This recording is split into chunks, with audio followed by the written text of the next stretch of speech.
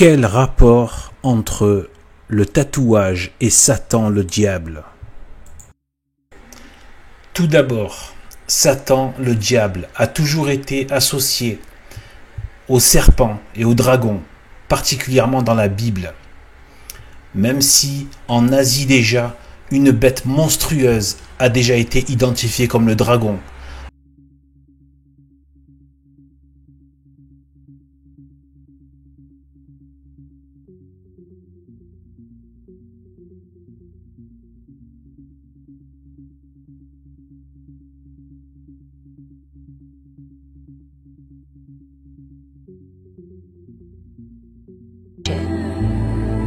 Lest you die.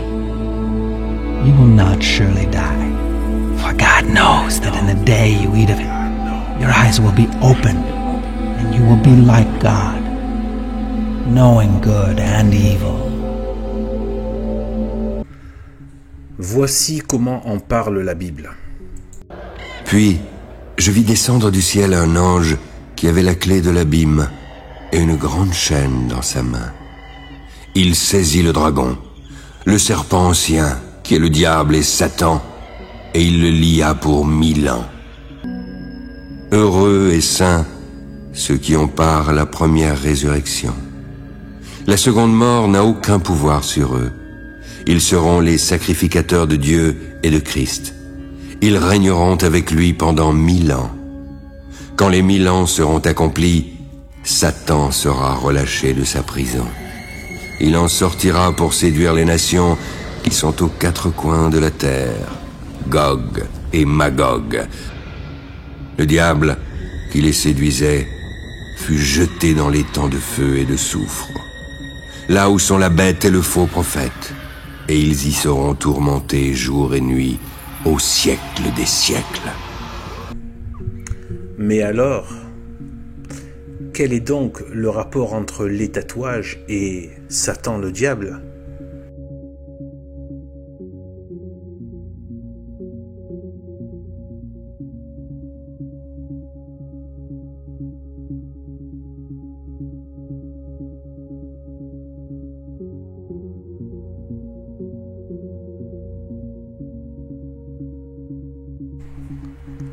Quelles sont les couleurs les plus utilisées pour faire les tatouages?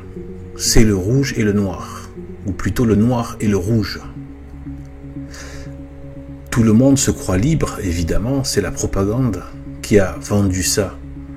Sauf que, comment ça se fait que si vous êtes si libre, comment ça se fait qu'il y a les modes?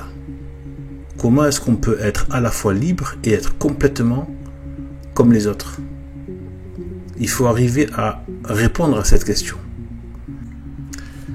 D'abord, le noir et le rouge font référence à la magie, qui est une sorcellerie. Et ils ont fait une version populaire de la magie avec de la prestidigitation illusionniste. Mais la vraie magie, c'est de la sorcellerie, c'est surnaturel. Et les costumes de magiciens, prestidigitateurs, ont repris les codes des mages. Ensuite, le rouge et le noir se retrouvent dans l'occultisme, sorcellerie, l'occulte. Ensuite, on voit que les costumes de voyantes sont souvent avec du rouge et du noir, y compris leur maquillage. La voyance, c'est une activité médiumnique en contact avec les démons. Le diable, qui est généralement représenté aussi en rouge et noir. Ensuite, il y a tous les blasphémateurs, les moqueurs du sacré, qui utilisent dans leur logo donc le rouge et le noir. Et enfin, c'est la couleur de la révolution, de la révolte, de l'anarchie, du gauchisme, du chaos social. et culturel, du chaos tout court et de la haine des choses de Dieu. Autre phénomène bien connu des personnes qui se tatouent, le passage du noir au vert, le tatouage noir qui au fil du temps prend une teinte verte.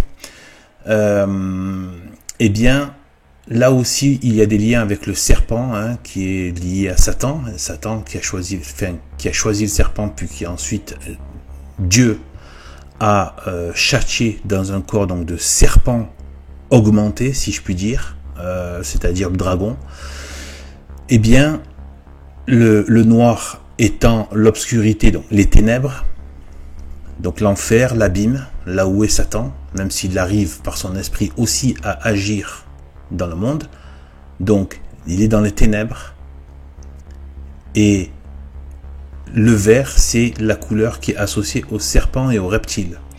Donc, on voit qu'il y a ce passage du noir au vert.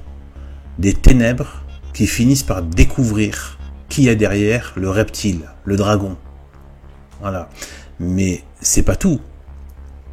Il y a aussi le fait que ce passage, ce phénomène chimique qui se passe sur la peau, avec le tatouage, est dû à la lumière. C'est pour ça qu'ils disent qu'il ne faut pas s'exposer au soleil, exposer ses tatouages noirs au soleil si on ne veut pas qu'ils deviennent verts. Eh bien, ça rappelle exactement, justement, le phénomène de Satan qui ne supporte pas la lumière et qui est découvert. Les ténèbres, comme le soleil chasse les ténèbres et on voit qui est derrière les ténèbres, c'est-à-dire Satan, reptile, le dragon vert. Alors maintenant, on va voir quelque chose qui relève des motifs plutôt. Au niveau des motifs, ce qui revient souvent, et ce n'est pas un hasard bien évidemment, soi-disant des inspirations, eh bien c'est souvent l'ange déchu, le démon donc, et le dragon, qui est Satan, leur chef. Donc Satan et là l'ange déchu, avec ses ailes. Toujours cette récurrence. Satan, le dragon et les anges déchus. Le dragon et les anges déchus. Comme par hasard, ces formes d'ailes d'anges déchus, c'est-à-dire des démons. C'est ça, les anges déchus sont les démons sur la terre. Même si maintenant, là, même s'ils ont sur la terre une forme invisible, qui ne nous est pas accessible par nos yeux sensibles, ils sont bien là, et ils poussent au mal, et c'est eux qui agissent sur les soi-disant inspirations. Beaucoup de gens se disent, oui, j'ai été inspiré par ce motif, par le dragon, j'avais envie d'un dragon. Permettez-moi d'en douter. En fait, c'est surtout que vous avez été inspiré par des démons pour ressembler et pour prendre la ressemblance du démon et du dragon et de Satan. Donc là, on est en train d'assister à un phénomène de grande ampleur où les gens sont en train de se tatouer, de pervertir la nature, le corps que Dieu leur a donné, pour prendre des attributs donc du démon, se mettre du noir et du rouge, couleur de la sorcellerie, du satanisme et du monde occulte, dans lequel sévit Satan, sur le monde visible, et une sorte d'identification physique, c'est une projection, c'est-à-dire que ça y est, l'humanité a adhéré au serpent, au démon, au dragon, de manière soi-disant inspirée. Mais il n'en est rien. Il n'en est rien de l'inspiration soi-disant humaine. C'est de l'inspiration totalement démoniaque. Et la preuve, c'est que si c'est si original, pourquoi est-ce que d'un coup, tout le monde apprécie la même chose? On retrouve toujours les mêmes motifs sordides, morbides, macabres, démoniaques, des sales têtes, des têtes de mort, du serpent, des dragons, des trucs malsains, des figures païennes, hideuses, cette atmosphère sordide, malsaine dans les motifs. Pourquoi est-ce qu'il y a ce climat? Posez-vous la question. Pourquoi est-ce qu'il y a ce climat? Vous croyez que ça tombe du ciel, tout ça, que que c'est juste le hasard. Il n'y a pas de hasard. Les gens sont inspirés par les démons. Ces milieux sont infestés d'influences démoniaques, occultes. Et tout le temps, ils sont dans des choses sordides, morbides et macabres. Et démoniaques. Alors, on voit vraiment... Et qu'est-ce que c'est, au final? C'est pas quelque chose qui commence à ressembler à l'enfer, peut-être? C'est quoi l'enfer? La mort perpétuelle, c'est-à-dire la mort de l'âme dans les flammes et dans les supplices terribles, insupportables, mais que il va falloir supporter pour les damnés. N'importe qui peut devenir damné. Toute personne n'est sauvé avant son dernier souffle. Il faut qu'il meure en amitié avec Jésus-Christ. Donc, les gens croient qu'ils n'ont pas d'âme. Ils croient que tout ça c'est faux. Et pourtant, vous avez la preuve maintenant que il y a une inspiration démoniaque et satanique au travers de Satan. Et que là, Satan joue avec l'humanité pour la rendre à son image. Enlever l'image. Déjà, il a enlevé la ressemblance avec Dieu. La ressemblance, c'est quand on a la grâce, quand on a les vertus, le bien, la morale catholique. Je parle du vrai catholicisme, je ne parle pas de cette secte qu'il y a au Vatican. Je parle des catholiques traditionnels qui rejettent ces faux papes depuis Jean XXIII inclus. Je parle du vrai catholicisme traditionnel de Saint-Pierre. L'église persécutée. Voilà. Une église qui n'est pas persécutée, ce n'est pas une église. L'église catholique est persécutée depuis l'origine et elle le sera toujours. Et ceux qui persécutent sont de l'engeance de Satan, de l'engeance du démon et font l'œuvre de leur père. Et donc ils prennent les attributs de leur père et la ressemblance avec leur père et avec leurs frères les démons. Donc il y a une sorte de projection, de la même manière que Dieu a voulu se projeter dans l'homme en le créant à son image et à sa ressemblance. Ça ne va pas dire qu'il devient Dieu, mais il y a une véritable, normalement, projection des grâces qui lui donne une ressemblance avec Dieu. La ressemblance, ce sont les grâces, c'est-à-dire c'est la personnalité. C'est la personnalité qui correspond à la personnalité divine. C'est-à-dire les vertus théologales. Et donc, eh bien, cette ressemblance, le Satan a tout fait pour l'enlever à l'homme. Maintenant, il s'en prend même à l'image. C'est-à-dire que l'image physique, il y a l'image, l'intelligence et la volonté de l'âme humaine. Maintenant, c'est même sur l'image physique. C'est-à-dire que le corps est en train de refléter l'esprit, l'appartenance à la postérité du démon. C'est effroyable ce qui est en train de se passer. Ceux qui s'intéressent à la Bible, croyez-moi, tout ça a été prévu. Donc faites gaffe avec qui vous êtes en train de pactiser, parce que tout cela a été prévu. Voici ce qu'en dit la Bible. Dès le premier livre de la Bible, la Genèse, dès le chapitre 3, au début, au moment où Dieu annonce sa justice et le châtiment qui va avec, suite au péché originel.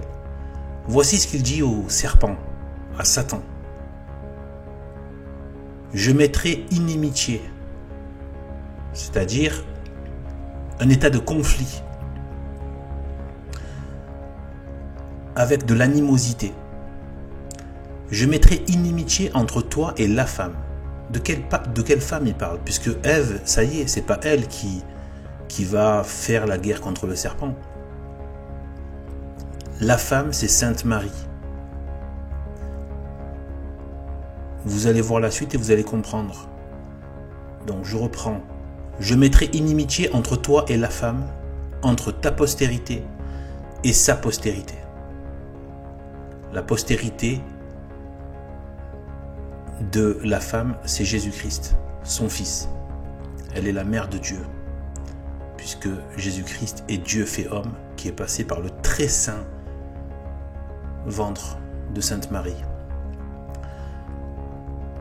donc sa postérité. Celle-ci, donc sa postérité, t'écrasera la tête. C'est ce qu'a fait Jésus-Christ. Et tu lui blesseras le talon. Jésus-Christ a jeté, a enchaîné Satan pendant 1000 ans. Donc l'action démoniaque, l'action de Satan a été véritablement très amoindrie. Les démons ont gardé une action sur la terre, mais Satan a eu beaucoup moins d'emprise sur l'humanité qu'avant Jésus-Christ, c'est-à-dire dans l'humanité païenne. Et rien que cette phrase que je viens de lire, elle est trop profonde. Il y a trop de vérité, trop de profondeur et de grandeur pour le format de cette vidéo. Mais ce que vous devez retenir, c'est que il était prévu qu'il y ait une inimitié entre Satan, le serpent, et la femme. Donc cette femme aura une postérité. Donc Jésus-Christ et tous les chrétiens, tous les catholiques traditionnels.